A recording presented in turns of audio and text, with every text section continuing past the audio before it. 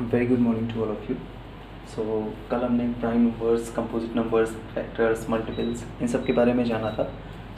आज हम एक्सरसाइज करेंगे और इनके बारे में और अच्छे से समझ पाएंगे। जैसे जैसे हम क्वेश्चंस करते जाएंगे वैसे वैसे हम इनके बारे में और अच्छे से समझते जाएंगे चीज़ों को। ठीक है, तो जैसा कि आपका जो चैप्टर नंबर है 3 आई थिंक, या उसमें जो पेज नंबर 47 है, ठीक है, उस पर आपके पहले क्वेश्चंस दे रखे हैं। तो क्वेश्चन नंबर ए जो दिया है उसमें लिख रखा है right all the factors of each number, यानी कि यहाँ पर जो भी नंबर्स दे रखे हैं इनके जितने भी फैक्टर्स आपको मिल सकते हैं आपको वो लिखने हैं। तो जैसे आपका सबसे पहला आपका दे रखा है 10, ठीक है, इसके फैक्टर्स आपको निकालने हैं और इसके फैक्टर्स आपको लिखने हैं कि कौन कौन से नंबर्स इसके फैक्टर्स होंगे। तो जैसे कि सबसे पहले हम क्या करते हैं, मल्टीप्लिकेशन के थ्रू हमें पता चलता है। तो 1 × 10 करेंगे तो क्या क्या मिलेगा हमें, 10, ठीक है। यानी कि ऐसे दो नंबर्स जिनको हम आपस में मल्टीप्लाई करें तो हमें रिजल्ट क्या मिलना चाहिए, 10, ठीक है। वही दोनों नंबर्स क्या होंगे, 10 के फैक्टर्स। तो यहाँ से हमें 10 के फैक्टर्स क्या मिल रहे हैं, 1 और 10, ठीक है। ये दो नंबर्स हमें मिल गए। इसके बाद जब हम सेकेंड पर आते हैं, यानी कि 2 की टेबल में, तो 2 की टेबल में हम 5 टाइम्स मल्टीप्लाई करते हैं जब, तब हमें 10 मिलता है। तो यहाँ से अब आप देखोगे 2 और 5 ये दो नंबर्स हमें मिल रहे हैं, ठीक है। अब 3 की टेबल में 10 नहीं आता, 4 की टेबल में नहीं आता, 5 की टेबल में अगेन 10 आता है, ठीक है। 5 × 2 दैट मीन्स 10, ये हो गया 5, 2, ठीक है। ये 5 और ये 2, ये दो हो गए। इसके बाद 6 की टेबल में, 7 की, 8 की, 9 की, इन सब में कहीं पर भी 10 नहीं आता। लास्ट में वंस अगेन 10 की टेबल में हमें 10 मिलेगा। 10 × 1 दैट मीन्स 10, और यहाँ से हमें 10, 1 दो फैक्टर्स मिले। अब टोटल फैक्टर्स क्या क्या हुए अगर हम इनकी बात करें, ठीक है, फैक्टर्स ऑफ 10। तो सबसे पहले क्या लिखेंगे हम, 1, ठीक है। 1 के बाद जो सबसे बड़ा नंबर है, यानी कि 1 के बाद यहाँ पर 1 से बड़ा कौन है, 2 है, उसको लिख लिया। उससे बड़ा कौन है, 5 है, वो लिख लिया। उससे बड़ा कौन है, 10, ये लिख लिया। तो एक तरह से आप देखो 1 लिख गया, 2 हो गया, 5 हो गया, 10 हो गया, ये हो गया। इसके बाद आप यहाँ पर देखोगे 5 लिखा हुआ है, ये भी कैंसिल, 2 लिखा हुआ है कैंसिल, 10 लिखा हुआ है कैंसिल, 1 लिखा हुआ है। तो आप अब अगर देखोगे तो फैक्टर्स ऑफ 10, यानी कि 10 के जो फैक्टर्स हैं वो क्या क्या निकल के आते हैं, 1, 2, 5 और 10। इसी तरह से जो आपके बाकी के नंबर्स हैं 17, 22, 29 और 35, उनके भी फैक्टर्स आपको ऐसे करके निकालने, ठीक है। इसके बाद जो आपका सेकेंड क्वेश्चन है उसमें लिखा हुआ है find the number of factors of each. तो उसमें हम आपको इसी क्वेश्चन में समझा देते हैं कि आपको उसमें करना क्या है। इस क्वेश्चन में, यानी कि ये जो क्वेश्चन नंबर ए है आपका, ठीक है, ए का पहला पार्ट है, इसमें आपको फैक्टर्स निकालने थे। लेकिन जो सेकेंड क्वेश्चन है उसमें आपको, आपका जो क्वेश्चन है वो ये है कि find the number of factors. तो नंबर ऑफ फैक्टर्स यानी कि कितने फैक्टर्स हैं, बस हमें ये चीज़ बतानी है। तो प्रोसेस पूरा सेम है, पहले हमें इसी तरह करके फैक्टर्स निकालने पड़ेंगे और उसके बाद लास्ट में क्या लिखेंगे, नंबर ऑफ फैक्टर्स, यानी कि टोटल नंबर ऑफ फैक्टर्स कितने हैं। अब इनको काउंट कर लीजिए, 1, 2, 3 और 4 फैक्टर्स हैं। तो ये हमारा क्या हो जाएगा, आंसर, ठीक है। तो क्वेश्चन नंबर ए यहाँ तक के लिए होगा, ठीक है।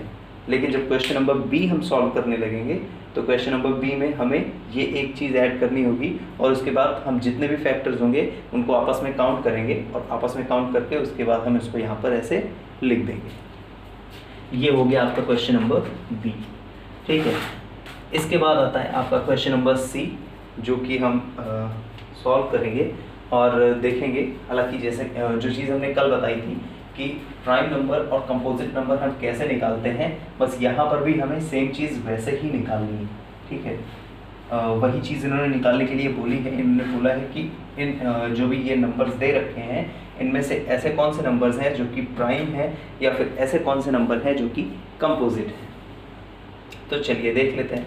सबसे पहला जो कि दे रखा है वो है हमारा 27, ठीक है। ये क्वेश्चन नंबर सी है और उसका पार्ट ए है, ये है 27। चलिए इसके हम करते हैं फैक्टर्स। तो सबसे पहले 1 × 27 यानी कि 27, यहाँ से हमें क्या मिले 1, 27, ठीक है। इसके बाद हमें 2 की टेबल में 27 नहीं आएगा बिकॉज ये इवन नहीं है ना, और 2 की टेबल में केवल इवन नंबर्स आते हैं, तो ये ऑड है इसलिए 2 की टेबल में नहीं आ रहा है। 3 की टेबल में देखते हैं तो 3 × 9 = 27, ठीक है।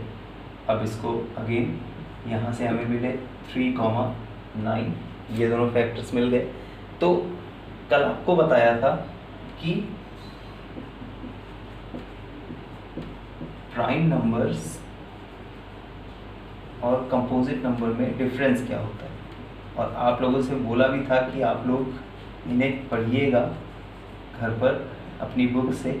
डिफरेंस सिर्फ इतना होता है कि प्राइम नंबर्स में जो नंबर ऑफ फैक्टर्स होते हैं वो सिर्फ 2 होते हैं, ठीक है, और जो कंपोजिट नंबर्स होते हैं, ठीक है, उनमें 2 से ज़्यादा फैक्टर्स होते हैं, यानी कि मिनिमम उनमें 3 फैक्टर्स होने चाहिए।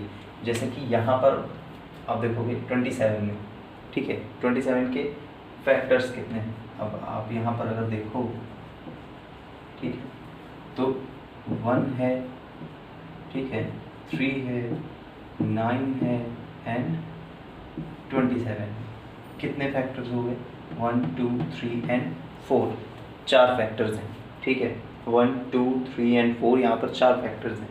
तो ये हमारा कौन होगा कंपोजिट नंबर, यानी कि 27 क्या है कंपोजिट नंबर। तो जो आपका आंसर होगा find whether the given numbers are prime और कंपोजिट, तो जब 27 आप लिखोगे तो पहले आपको ये निकालना है, ठीक है। पहले आप इसको ऐसे सॉल्व करोगे, फिर उसके बाद लिखोगे फैक्टर्स में आप इनको लिखोगे, ठीक है। एंड बिकॉज कि ये 2 से ज़्यादा हैं, ठीक है, यानी कि 1, 3, 9 एंड 27 2 से ज़्यादा फैक्टर्स हैं, इसलिए ये नंबर क्या हो जाएगा कंपोजिट नंबर। लेकिन इसी जगह पर जैसे इसी जगह पर आपका होता 7, ठीक है, इसी जगह पर आपका सिर्फ और सिर्फ 7 होता। तो 7 को अगर हम देखें तो 7 को कैसे कर सकते हैं 1 × 7, दैट मीन्स कि 1 × 7 = 7, और यहाँ पर फैक्टर्स हमें क्या मिलते 1, 7, सिर्फ यही 2 फैक्टर्स मिलते है ना। इसके अलावा 7 और किसी की टेबल में नहीं आता। तो फैक्टर्स कौन कौन से हुए यहाँ पर, अब आप देखोगे तो यहाँ पर हमें फैक्टर्स मिलेंगे 1, 7, यही 2 फैक्टर्स मिलेंगे, यानी कि 1 और 2 दो ही फैक्टर्स मिले। इसके अलावा यहाँ पर और कोई फैक्टर नहीं मिल रहा है, या तो 1 है या फिर वो नंबर खुद अपना फैक्टर है, इसके अलावा कोई फैक्टर नहीं है। तो ऐसे नंबर्स क्या कहलाते हैं प्राइम नंबर्स, ठीक है। तो ये 7 क्या हो गया हमारा प्राइम नंबर, ठीक है। तो ऐसे ही हमें ये जो क्वेश्चन नंबर सी है हमारा, उसे हमें ऐसे ही सॉल्व करना है। इसके बाद हम क्वेश्चन नंबर डी पर आते हैं। क्वेश्चन नंबर डी आपका बिल्कुल ऐसे एज इट इज़ लिखा हुआ है, ठीक है, ऐसे ही आपकी बुक में भी है। तो ये आपका क्वेश्चन है, ये आपके फिल इन द ब्लैंक्स हैं, उसमें करना कुछ नहीं है, बिल्कुल सिंपल सा है। फैक्टर्स यहाँ पर आपके 2 कॉलम्स बने हैं और मल्टीपल के लिए 1 कॉलम बना है। तो जो फैक्टर्स वाले कॉलम हैं उनमें सिर्फ आपको ये करना है कि ये जो 2 नंबर्स हैं इनको अलग अलग आपको यहाँ पर लिख देना है, और जो मल्टीपल वाला कॉलम है वहाँ पर ये नंबर आपका alone as it is fill up हो जाएगा। सेम टू सेम आपका जो डी है, बाकी के जो दोनों पार्ट्स हैं उनमें बिल्कुल सेम एज इट इज़ करना है। इसके बाद क्वेश्चन नंबर ई है जो कि आपका फिल इन द ब्लैंक्स है, ठीक है। तो उस नंबर वो जो फिल इन द ब्लैंक्स हैं वो आपको अपने आप से करने हैं, बिकॉज जो फिल इन द ब्लैंक्स हैं वो अगर आपने अपनी बुक में जो भी चीज़ें कल आपसे बोली थी पढ़ने के लिए, अगर आपने वो चीज़ें पढ़ी होंगी, ठीक है, लाइक फैक्टर्स या उनकी प्रॉपर्टीज़ ऑफ फैक्टर्स, यानी कि पेज नंबर 45, ठीक है, और 46 और पेज नंबर 47, इन पे जो भी चीज़ें दे रखी हैं, अगर आप इन्हें पढ़ोगे तो इनको पढ़ करके आप क्वेश्चन नंबर ई में जो भी फिल इन द ब्लैंक्स दे रखे हैं उन्हें आप बहुत आसानी से फिल कर सकते हो, ठीक है। सो आज की क्लास बस यहीं तक। इसके आगे के जो भी क्वेश्चंस होंगे वो नेक्स्ट क्लास में डिस्कस होंगे। Till then take care, good bye.